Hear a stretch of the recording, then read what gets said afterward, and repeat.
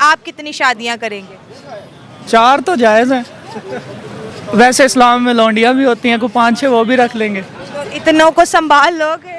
Try तो करेंगे ना। मांगी भी हुई के हिंदूज में ऐसा नहीं होता कि वो आपस में कजन्स में शादी नहीं करते, वो मतलब बाहर शादी करते हैं, होते हिंदूज ही हैं लेकिन बाहर शादी करते हैं। तो ये जो है ये इस्लाम में थोड़ा ये है कि जो कुछ अपने सगे भाई या बहन से यकीन करो कि हमारे जो कि आज हम गरीब है ना, इसके जिम्मेदार है हमारे दादे परदादे।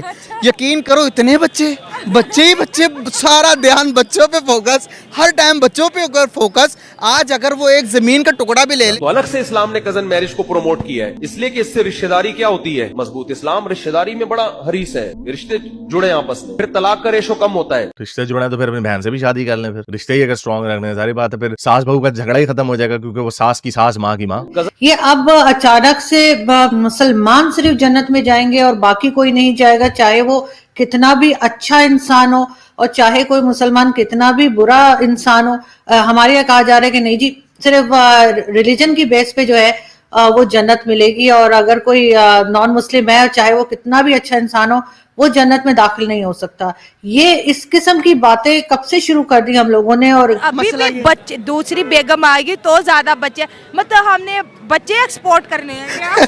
हमारा मेन मसला है कि बिजनेस की तरफ हमारा माइंड नहीं, हमारा माइंड सिर्फ बच्चों पे रहा, शादियों पे रहा। एक शादी का एक मौलवी है, जिनका नाम नहीं लूंगा वरना मुझे पे फतवा लग जाएंगे। मौलवी जो बाद ही 4 शादियों पे करता है, तब मैं उसको मर्द नहीं मानता जो 4 शादियां नहीं करे। बंदा 10 से पहले गुर्बत तो खत्म करो, इकोनॉमी तो सेट करो, शादियां तो करते रहेंगे यार। जय हिंद दोस्तों, कई पाकिस्तानी आज के समय सनातन धर्म और इस्लाम धर्म के बीच में अंतर बता रहे हैं और अपने परिजनों के साथ विवाह करने वाले व्यक्ति अपने कार्यों को बहुत ही ज्यादा महान कार्यों की श्रेणी में डाल रहे हैं। पाकिस्तान में 2 करोड़ से ज्यादा जो मर्द है वो दूसरी शादी करना चाहते हैं। और यार ये मामला तो बड़े देर से चलते आ रहे हैं। यकीन करो कि हमारे जो कि आज हम गरीब है ना, इसके जिम्मेदार है हमारे दादे परदादे। यकीन करो इतने बच्चे ही बच्चे, सारा ध्यान बच्चों पे फोकस, हर टाइम बच्चों पे फोकस। आज अगर वो एक ज़मीन का टुकड़ा भी ले लेते ना, तब उनके टाइम के अंदर 70-80 रुपये गज मिल जाते थे। आज हम भी अदानी, गौतम अदानी या मुकेश अंबानी होते, हम में से कोई भी अगर वो ज़मीन खरीदते, उनका सिर्फ ध्यान था तो बच्चों पे बच्चे यार। इतने बच्चे, पाकिस्तान की आबादी देखो 26 करोड़ पहुंच गई है, वसाइल इतने कम। हमारे मुल्क के मसाइल में सबसे बड़ा मसला हमारी आबादी है। अगर आबादी की अगर हम बात करें तो देखो, एक मोबाइल की कैपेसिटी 1 GB, आप उसके अंदर 8 GB डालोगे। आबादी के लिहाज से गाड़ियाँ इतनी गुजरने के लिए, बंदे इतने, रश इतना, बंदा क्या करे? और अभी भी बच्चे, दूसरी बेगम आएगी तो ज्यादा बच्चे, मतलब हमने बच्चे एक्सपोर्ट करने हैं क्या? हमारा मेन मसला है कि बिजनेस की तरफ हमारा माइंड नहीं, हमारा माइंड सिर्फ बच्चों पे रहा, शादियों पे रहा। एक शादी का एक मौलवी है, जिनका नाम नहीं लूंगा वरना मुझे पे फतवा लग जाएंगे। मौलवी जो बाद ही 4 शादियों पे करता है, तब मैं उसको मर्द नहीं मानता जो 4 शादियां नहीं करे।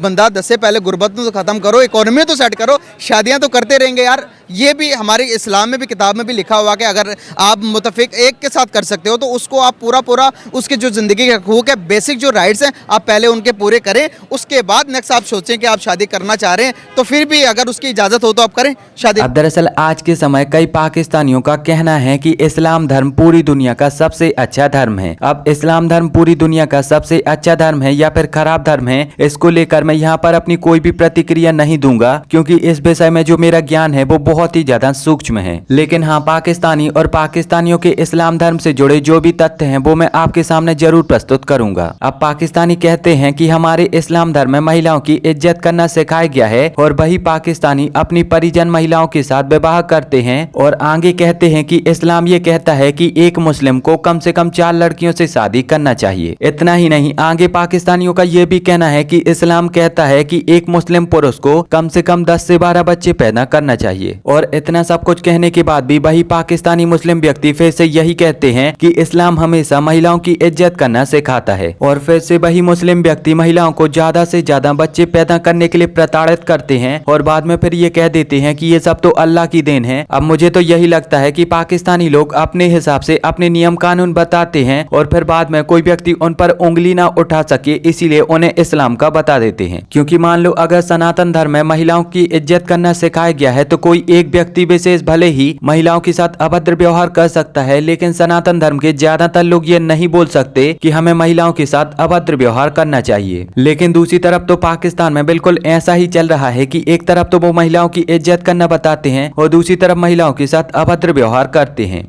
तो इसीलिए मुझे लगता है कि ये पाकिस्तानी लोगों के अपने खुद के नियम कानून हैं जिन्हें वो इस्लाम पर थोप देते हैं। अब पाकिस्तानियों को ये समझना चाहिए कि अगर वो इस प्रकार के कार्य करेंगे, एक से ज्यादा शादियां करेंगे या फिर अनगिनत बच्चे पैदा करेंगे, तो यही वो चीजें हैं जो कि देश में गरीबी और भुखमरी को जन्म देती हैं। या इस तरह की कोई चीज हम नहीं देखते जो हम इन दोनों मुल्कों के मुसलमानों को देखते हैं। ये इतने ज्यादा अग्रेसिव मुस्लिम्स आपको इन दोनों कंट्रीज में क्यों नजर आते हैं? देखिए, जहाँ तक मैंने पढ़ा है और मैं समाज में रहते हुए जिन चीज़ों को समझा हूँ, उसकी दो वजह हैं। एक वजह है दीन से दूरी, क्योंकि हमने इस्लाम को सही पढ़ा नहीं, इस्लाम को अपनी ज़िंदगी में हम लाए नहीं। दूसरी वजह है सियासत। हिंदुस्तान पाकिस्तान के जो सियासतदान हैं, वो कहीं ना कहीं इन चीज़ों में इंटरफेयर करते हैं और इन चीज़ों को जानबूझकर हवा देते हैं कि साहब ये बरेलवी हैं, ये शिया हैं, ये सुन्नी हैं। और जो हमारे उलमा हैं, माफ़ कीजिएगा मैं एक बहुत बड़ी बात कहने जा रहा हूँ, हमारे जो उलमा हैं वो उलमा भी सियासत से चूँकि प्रेरित होते हैं, सियासत उनके अंदर उनके दिमाग में होती है, तो वो उस सियासत को सामने रखते हुए इस तरह की चीज़ें पैदा करते हैं कि भाई ये फलां बरेलवी है तो ये काफिर है, या बरेलवी कहेंगे कि साहब देवबंदी है तो ये काफिर है। मैं आपको एक और बहुत बड़ी बात कहने जा रहा हूँ। दीन इस्लाम एक है और पूरी दुनिया का इस्लाम एक है। इस्लाम में किसी तरह की कोई तफरीक नहीं है कि भाई ये बरेलवी है तो ये अच्छा है, ये देवबंदी है तो ये अच्छा है। ऐसी कोई तफरीक दीन में नहीं। तफरीक हमने पैदा की है। यानी ये कहिए कि जो नबी पाक सल्लल्लाहु अलैहि वसल्लम के ज़माने से दूरी होती गई, ताबईन तबे ताबईन और सहाबाए कराम के ज़माने से दूरी होती गई, इस्लाम में कुछ ऐसी चीज़ें हम लोगों ने पैदा कर ली और वो उस वक्त के उन आलिमों ने अपने मफाद की खातिर इस्लाम में कुछ नई चीज़ें, फ़िरक़ाबंदी, इस तरह की चीज़ें पैदा कर ली हैं, जिसकी वजह से आज हम इस दहाने पर पहुंच गए हैं कि हम एक दूसरे को काफिर करार देते हैं। और यही नहीं, बल्कि कुछ जगहों पर तो ऐसा भी है कि अगर बरेलवी लोग देवबंदी के पीछे नमाज पढ़ लें या देवबंदी बरेलवी का निकाह करा दे, तो जितने लोग उस निकाह में शामिल हैं उन सबका भी निकाह टूट जाता है। ऐसी बहुत सारी मिसाल हमें देखने और सुनने को मिलती हैं, पढ़ने को मिलती है। तो ये दीन से दूरी का नतीजा है। मैं जहाँ तक समझता हूँ, उन्होंने दीन को सही पढ़ा नहीं।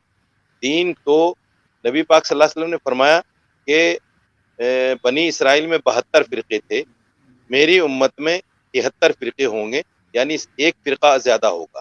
सहाबाए कराम ने पूछा, ए अल्लाह के रसूल, जन्नत में कौन सा फ़िरक़ा जाएगा? तो आपने ना तो देव